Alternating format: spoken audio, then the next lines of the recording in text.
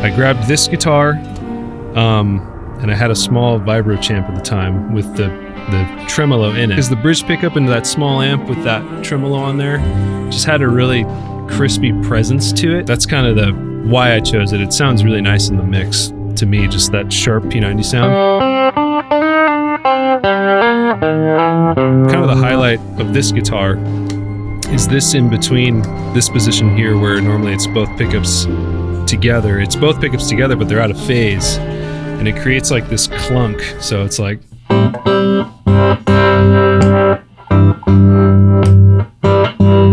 so it's a little more knocky and notched out sounding. And I kind of went there because of that tone.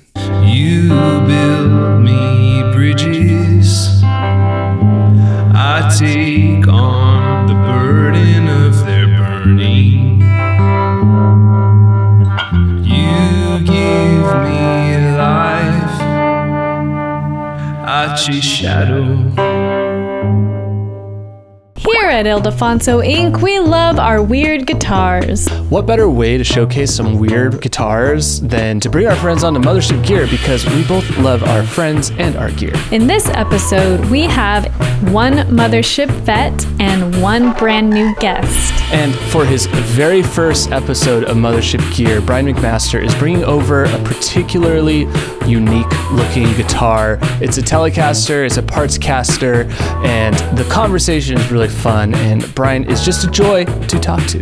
Brian is a multi-talented producer, guitarist, and songwriter. He's also a member of the rock band Greater Vista and has a solo album out called Parables and Love Songs by Brian McMaster. So to better understand Brian and his weird partscaster, we wanted someone who could really get down to the nuts and bolts of this instrument. So who better to talk to Brian McMaster than Hanz Ives? That's right. Hanz is back for another episode of Mothership Gear.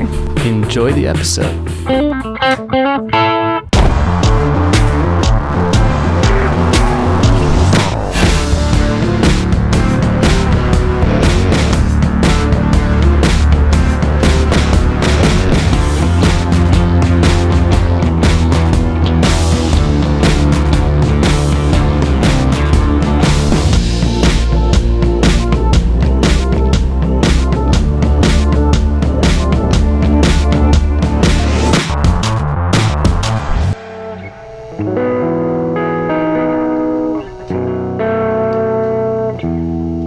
Hey, welcome to Mothership Gear. I'm your host for today. My name is Hanz Ives.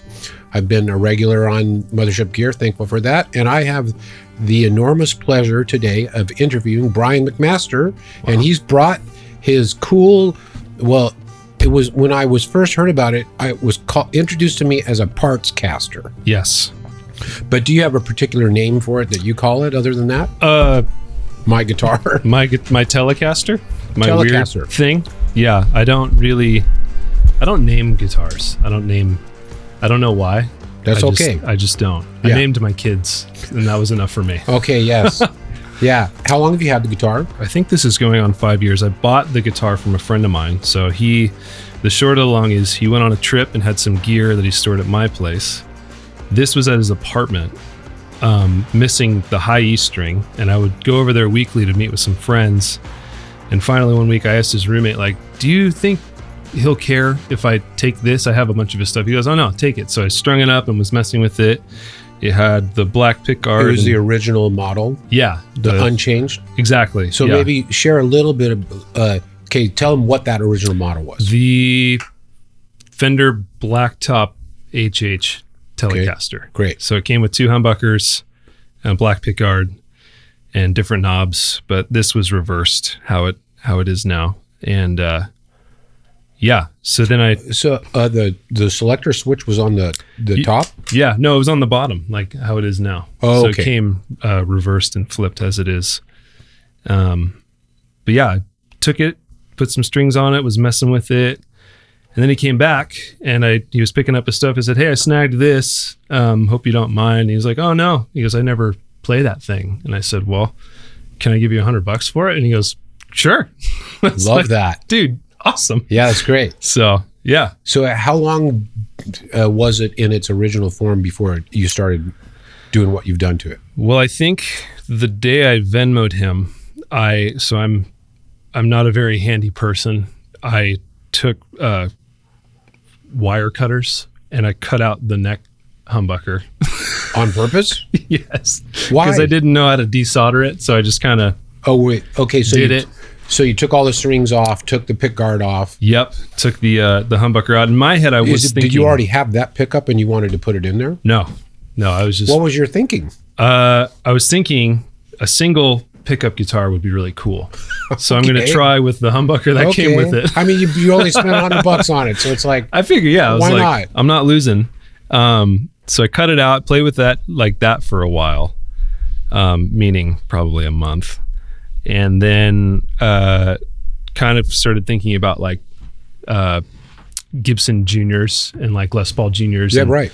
You know, the P90 bridge thing, it does the cleanup really well when you roll the volume down. You can get a ton of different tones. And I was just sort of thinking like, how can I get better at guitar? Well, maybe one pickup and learning how to like actually play. Hey, that's a cool idea. Yeah. So it kind of started there. But also, wire cutters. Wire cutters. What did you do? I mean, now you got this wire hanging out, and now you are forced to learn how to solder. No. What did you do? Good friends. Okay. All right. So the short of the long is I wound up buying these pickups after all. And then a friend of mine, Tanner Yates, very handy with a soldering iron, great guitar player too. He soldered these in for me, did a little neck tweak and made it a playable instrument. Okay. At the time, was it still black? Didn't have this finish? No, it was always silver. Oh, really? So when you bought it... my friend had done this. So all this stuff. Because I was going to ask you specifically about that. It's like, what made you prompt... Nothing. What made you do that? Yeah. So it didn't have the pick guard when you bought it? It did. I took that off, but it was he had already taken whatever, sandpaper, sanding. And then he didn't refinish it, just took all the It wasn't the poly black off. when he bought it. No. Just took all the poly off and made it smooth. And then he did it to the back of the neck, which was actually the best thing because it doesn't stick. And my hands kind of stick to that That's finish. cool. He got rid of the finish. It feels really good. Yeah. So got these wired in and changed the bridge. Well, okay. You changed the hardware? Yeah, I changed the hardware. So this What bridge. was it? So it was original. And now what is that? This is a Mark Rutters. He calls it the chopped telly bridge. Okay. What is the benefit? Well, these are brass saddles. So the other ones were chimey, very extra chimey, and that was actually the first thing I did.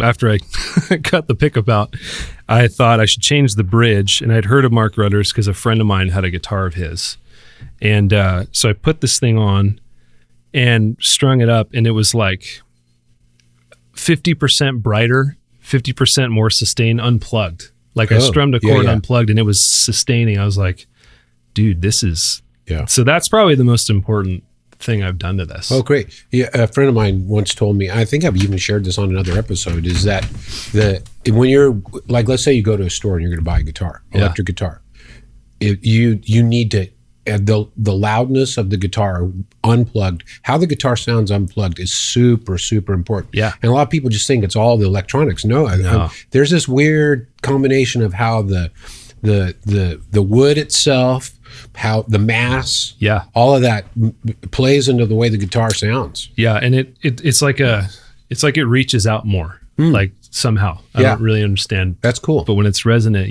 like you get so much more like harmony and harmonics from the guitar. Or Did from you the have amp and stuff. Did you have the original pickups when you put that bridge on, or did you kind of do all this in one fell swoop? I did have the original bridge humbucker in there. And how did that sound with that bridge? Way better, like brighter, more sustained. Yeah. Just didn't like the pickup and wanted the P90. Yeah. So this here is a Lawler 50s wind. Okay. Because I went to Guitar Center and I asked the dude who was the tech on duty, I was like, do you have any bridge P90s? And he goes, no, none in the case. And he goes, well, let me go check back in the back really quick. And he cruises down there, 10 minutes go by, he comes back, he goes, I found this, and it was an Epiphone bridge P90. He goes, it was unmarked. For what kind of guitar would that be in? No idea. Okay. Probably like a semi-hollow maybe. Okay. But he brings it out. He goes, yeah, it's this Epiphone bridge P90. That's all I have. And I said, oh, well, like, how much for that? And he goes, well, it doesn't have a skew. And he doesn't have a skew. And he looks at it and he goes, how about $20? Yeah. How about $20? It's like, done. Yes. So that was in here first, and it was pretty hot, and it did the cleanup thing cool, but it was just sort of like too much. I didn't want that much kind of output and rock. So I researched this and the Lawler. That's lower output. Yeah, it's slightly less wound, and it just has a little less output, a little less mid-range, weirdly enough. So Okay. it's kind of a more, I mean, Well, there's plenty of mid-range in a Telecaster in and of itself. yeah. Oh yeah, why don't you give us some? So it rocks for sure. And then when you clean it up, That's the bridge right now. yeah, that's the bridge pickup with the volume about halfway down. Play that. Does the volume? Does the tone work on the bridge? It does, yeah. Let's hear that. So down about halfway, up all the way. In normal use, where do you have that tone knob? It depends, but I kind of like it about halfway, because through a brighter amp, it'll chirp and chime pretty good. Yeah. And so just knocking it back a little, I find it to be like really sweet and smooth. Yeah. But yeah, it's I think killer. I've been told that turning the tone knob on a Telecaster down helps you remain friends with necessary. keeps the neighbors happy. Yeah, it keeps too. the neighbors really, or the wife or whoever you're hanging with. Yeah, front of house guy. Yeah, front of house guy. Yeah, so that's that pickup, and then the neck is a Filtertron, a TV Jones, just a standard Filtertron. Okay, so I think that those pickups are probably most known for being in Gretches, right? Yeah, exactly. So I had a Korean-made Gretsch at one time, so I kind of fell in love with Filtertrons. Yeah. And when I was thinking about neck pickups, I was like kind of wanting something different. Yeah. Well, then the P90 specifically. Yeah, then a P90, then even like, because I don't see a lot of neck Filtertrons and stuff. I see a Right. lot of neck P90s. Yeah, for and sure. I'm just sort of like, something different, because I don't know, I get bored easy. Yeah. What So- is this your main axe? Probably. I have another one that I kind of split between Is that a them. Tele as well? That's a G&L Doheny, the offset thing. Wow. It's pretty cool. Yeah. Okay. So Wow, that sounds like another episode of Mothership Gear. Stay could be, tuned. yeah. So, but this is like warm and chimey.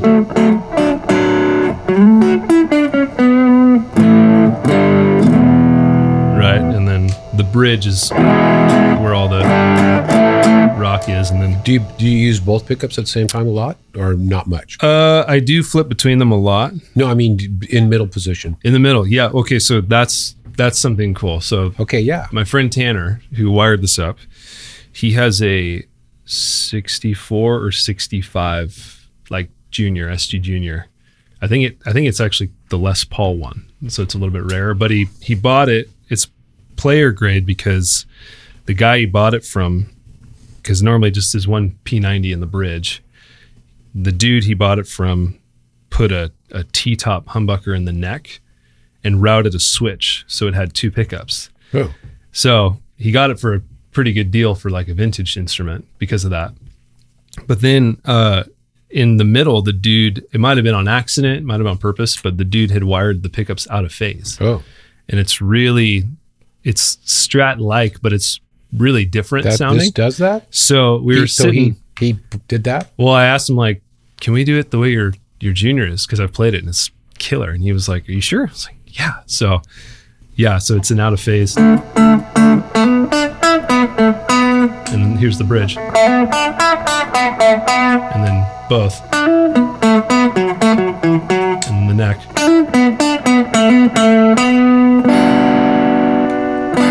So it's got some knockiness to it. Yeah. It sounds like you're hitting wood Yeah. in my mind.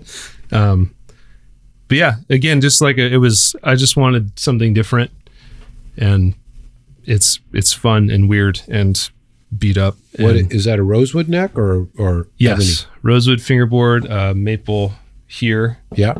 and because it's basically just a standard Telecaster that started with humbuckers that I more or less abused into what it is now. Abuse. Well, because okay. So when I first saw the guitar, here are the things that kind of stuck out to me. First of all, I was wondering what in the world is happening with that routed thing. This part, Yeah. Yeah. But that's because it was originally had a pickguard on it. Yeah, it had a pickguard. Was a properly routed thing. I don't know what this circle is though. Yeah, It we has were an S talking in about there. that. So, anybody, hey, in the comments, if you know why there's a hole underneath the pickguard on a Fender HH Telecaster, Yeah. you can tell us, and With- you'll win a prize. with I don't an know what S. that prize is. Spencer will tell you later. Yeah, maybe it's S for Spencer. It could be. It was meant to. We don't know. to happen. I guess one of my last questions is, Yeah. what's with the sticker? Oh, I see. There's another one on the other side. Daughter. So daughter put bingo from Bluey Ah. there probably a week ago. Oh, okay. That's funny. So, this is new. And there's one on the other side too. This is fun. So this is my friend Tim. So I'm sure Tim will see this. Hi, Tim.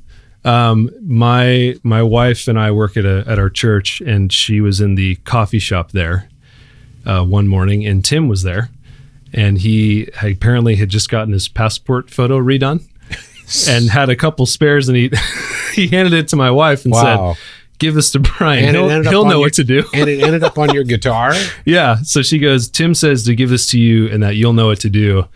And it's not like this was not premeditated, but I knew in my heart of hearts, like, oh, well, It's got to be on the here guitar. here we go. How is it on? How's it affixed? Whatever tape you can get at CVS, Tape. you know, the classic is roll with the awesome. serrated edge. Oh my gosh. So that's Tim's classic. always with me, Yes. and so is Bingo. I love that. It brings a lot of high end It out. definitely does. Yeah. Well, it affects your demeanor as you're playing. That's true. No, and that's half the battle. Yeah.